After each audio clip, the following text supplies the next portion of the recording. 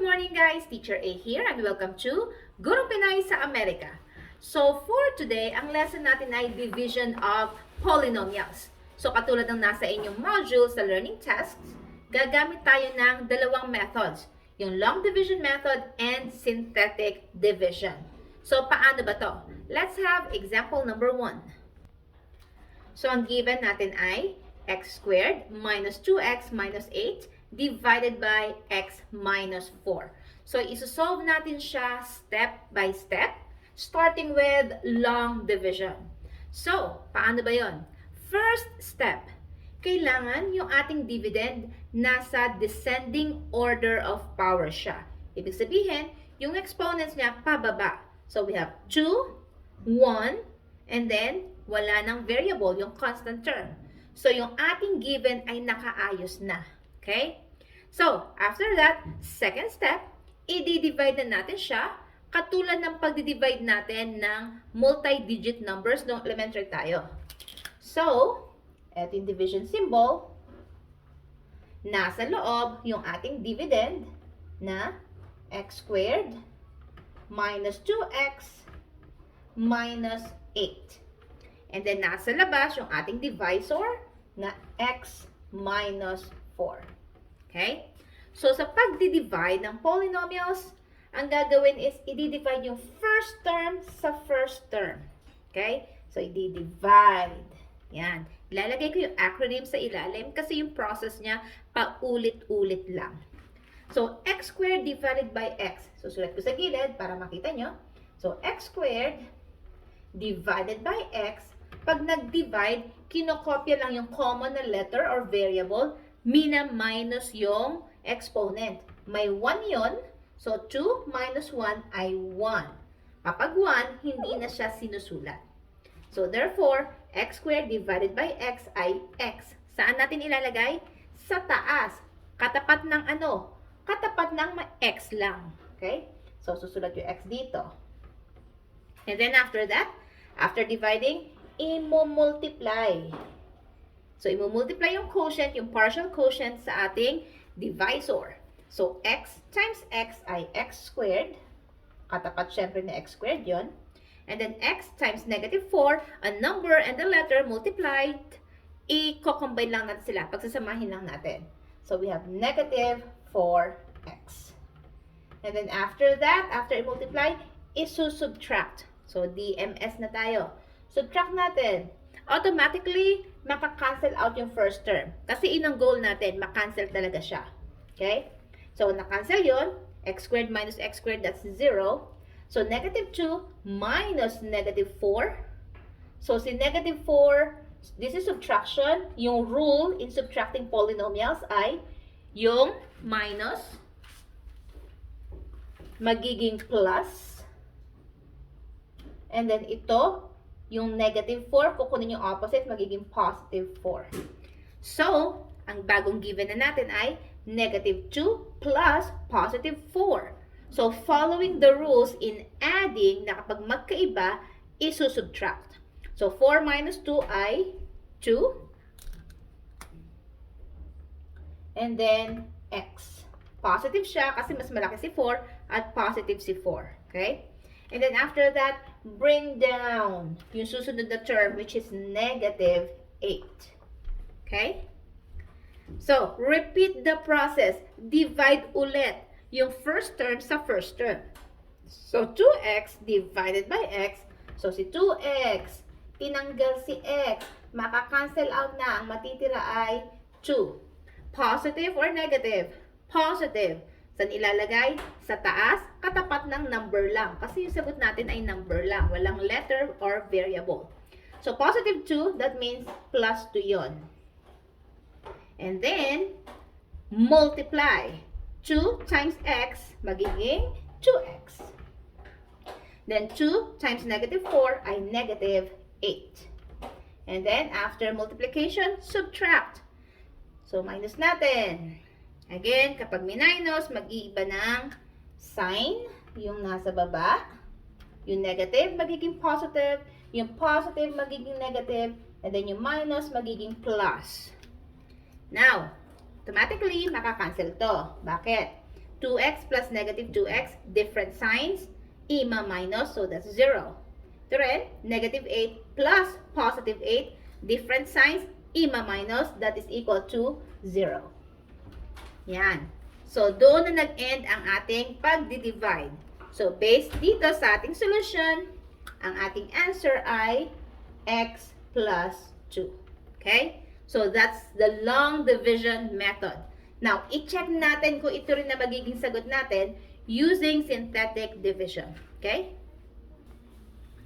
Okay, so same given tayo. X squared minus 2x minus 8 divided by x minus 4.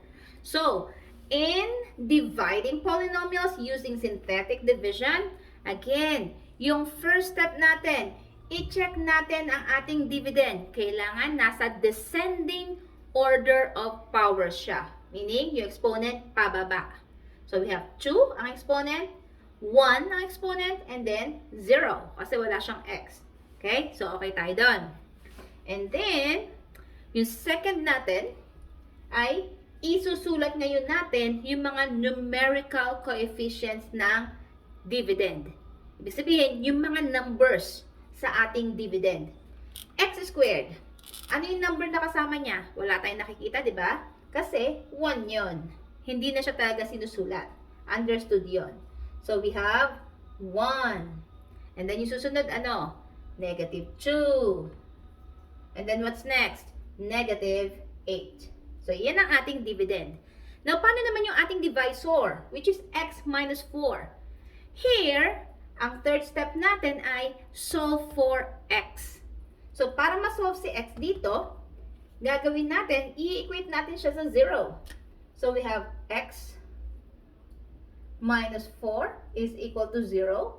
Solving for x, x is equal to, i-transpose si negative 4 sa kabila, magiging positive 4.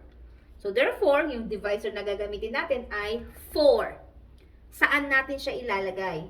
Katapat din nila, pero nakahiwalay. Andito siya. Yan, gagawa kayo ng inverted na L. Andun yung ating divisor. Okay? Next, draw a line. There. Usually, of course, yung line na yan, yun ang equal sign. Okay? So, paano ang synthetic division? Naayos na natin ang ating dividend. Okay na ang ating divisor. Now, yung process mismo ng pagdi-divide. First step, i-bring down yung first number, which is 1. There you go. Kapag nag-bring down na tayo, next is, i-multiply natin yung mga numbers sa ilalim ng equal sign sa ating divisor. So, i-multiply. So, ito, tsaka yon. And then, 1 times 4, the answer is 4. Saan ilalagay? Sa loob. Okay? Doon sa next number. So, we have here 4. Now, kapag nasa loob, anong gagawin? I-add following the rules in adding integers. Na kapag pareho, i-add, kopyahin ng sign. Pag magkaiba, i-minus, kopyahin ng sign ng mas malaki. So, magkaiba. Negative 2 plus positive 4. Magkaiba, i-subtract. 4 minus 2 is 2. And that is positive kasi si 4 ay mas malaki kaysa kay 2 at positive siya. Okay? Now, repeat the process. Multiply again. So, 2 times 4 ay 8. Saan isusulat? Sa susunod na number. Okay? And then, kapag nasa loob, i-add. Negative 8 plus 8, magkaiba, i-subtract. So, we have 0. Okay? Now, paano natin i-interpret tong sagot natin na to? So, lagyan ng line, kasi ito nandito sa dulo, that is our remainder. Since 0 yon, that means wala tayong remainder. Katulad nito. Okay? Now, paano natin ito isusulat? So, ang ating quotient ay, ang highest exponent sa given na dividend ay 2. Magma-minus 1 lang tayo. So, 2 minus 1 is 1. Therefore, ito yung constant, ito yung may x. Kung may mga karugtong pa siya rito, susunod dito yung may x squared, may x cubed, may x to the fourth, may x to the fifth, and so on and so forth. Okay? Again, from right to left, yung dulo, yung remainder. Yung susunod, yung constant. Yung susunod, yung may x. Susunod, may x squared, x cubed, x to the 4th, x to the 5th, x to the 6th, etc., etc. Okay? So, i-rewrite natin to. So, therefore, we have 1, and then kasama niya ay x. Again, hindi na sinusulat si 1. Okay? Next, this is positive 2, so that's plus 2. So, therefore, since 0 ang remainder natin, ang ating final answer ay x plus 2. Magkapareho ba silang dalawa? Yes. So, therefore, tama ang ating sagot. Okay? Example number 2. Number 2, we have 3x plus 3x cubed plus 2 plus 7x squared divided by x plus 2. So, again, mag-start tayo sa long division. First step, i-arrange natin yung dividend in descending order of powers. Pababa ang exponent. So, ano ba yung pinakamataas na exponent sa given? Ayun, yung may 3. So, dapat siya yung nauuna. So, we have 3x cubed. And then, after ng 3, 2. So, ayun. Plus 7x squared. And then, susunod ay 1. Yung may x lang. Plus 3x. And then, yung constant na 2. Then, divided by x plus 2. Okay? So, i-divide na natin siya. We have x plus 2 sa labas. Nasa loob, yung ating dividend na 3x cubed plus 7x squared plus 3x plus 2. Oh my, hindi kakasya. So, first step, process natin, i-divide first term sa first term. So, 3x cubed divided by x. So, si x cubed, tatanggalan ng isang x. Ilang x ang matitira? Dalawa. So, therefore, this is 3x squared. Saan natin ilalagay si 3x squared?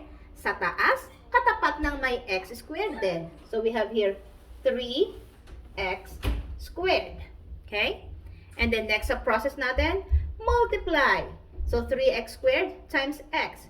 So, si 3x squared, dinagdagan pa siya na isa pang x. So, tatlo na yung x natin. So, 3x cubed. So, katulad ng sabi ko kanina, talagang magiging magkapareho sila kasi yung objective is ma-cancel out. Okay? And then, di pa tayo tapos, may pangalawang term pa. 3x squared times 2. So, 3 times 2 ay 6. And then, kopyahin si x squared. So, after that, after na multiplication, subtraction. So, i-subtract. Again, sa pagsusubtract, i-change natin yung sign ng nasa ilalim. So, si subtraction magiging plus. Si 3x positive magiging negative. Si 6x squared na positive magiging negative din. Okay? So, this will be cancelled out. Kasi pareho sila. Oh my God. 3x cubed plus negative 3x cubed, magkaiba, i-subtract, that's 0. Next, 7 minus 6 ay 1, and then x squared. Isusulat pa ba si 1? Hindi na, kasi 1 na yon. Next, after mag-subtract, bring down. Ano ba yung susunod na term? Ayun, yung plus 3x. And then after that, just repeat the process. X squared. Tinanggalan ng isang x. Dinivide kay x. Ilang x ang matitira? Isa na lang. Saan isusulat? Sa taas, katapat ng may x. So, plus x. After divide, i-multiply. X times x. Isang x, tsaka isa pang x, di dalawang x na. Then, x times 2, that's 2x. And then, i-subtract. So, again, kapag subtract, change the sign. So, this will become plus, this is minus or negative, this is negative. So, x squared plus negative x squared, magkaiba ng sign, subtract, that's 0. And then, after that, 3x plus negative 2x, magkaiba ng sign, i-subtract, 3 minus 2 is 1. And then, si x, again, hindi na kailangan isulat si 1 kasi x na kasama. After that, i-bring down yung last na term which is plus 2. Okay? So, ilalagay ko lang siya rito, ha? So, we have x plus 2. So, i-divide ulit. X divided by x. So, x divided by x. Ilan na natira? Isa na lang. Okay? 1. Any number or letter divided by itself, ang sagot ay 1. Okay? So, that's 1. So, plus 1 here. And then multiply. 1 times x ay x. 1 times 2 ay 2. Then i-subtract. X minus x ay 0. 2 minus 2 ay 0. So, therefore, 0 ang lalabas na remainder. Wala tayong remainder. Okay? So, therefore, ang ating quotient ay, it's over there, 3x squared plus x plus 1. Okay? Now, i-check natin using synthetic division kung iyan pa rin ang lalabas. So, synthetic division, first step, i-arrange yung given, yung ating dividend, into descending order of powers. So, ito na yun. Naayos na natin kanina. And then, second step, isulat lahat ng numerical coefficients. Ibig sabihin, yung mga numbers dito. So, ano ba yung una? We have 3. Followed by 7. And then we have 3. And then we have 2. So, i-check nyo wala tayong kulang. Kasi merong 1, 2, 3. So, walang nawawala. And then, after sa ating dividend, punta tayo sa ating divisor. Ang divisor natin ay x plus 2. So, kunin natin yung value ni x by equating this to 0. So, x plus 2 is equal to 0. Solving for x, i-transpose it positive to sa kabila, magiging negative 2. So, yung divisor natin ay negative 2. Saan isusulat? Katapat nila, pero nakahiwalay using inverted L. Okay? Now, doon na tayo sa division process na mismo. Draw a line. Bring down the first number, which is 3. Again, kapag nasa labas, so ito yung labas, ito yung loob. Kapag nasa labas, i-multiply doon sa ating divisor. So, 3 times negative 2 is negative 6. Saan isusulat? Sa loob, sa ilalim ng next na number. So, this is negative 6. Kapag nasa loob, anong operation? That's addition. Following the rules in adding. So, 7 plus negative 6, magkaiba ng sign, i-minus. 7 minus 6 ay 1. And then, repeat the process. Multiply again. 1 times negative 2 ay negative 2. And then, nasa loob, i-add, following the rules in adding integers, magkaiba, i-subtract. 3 minus 2 ay 1. And then, after that, i-multiply ulit kasi nasa ilalim na naman siya.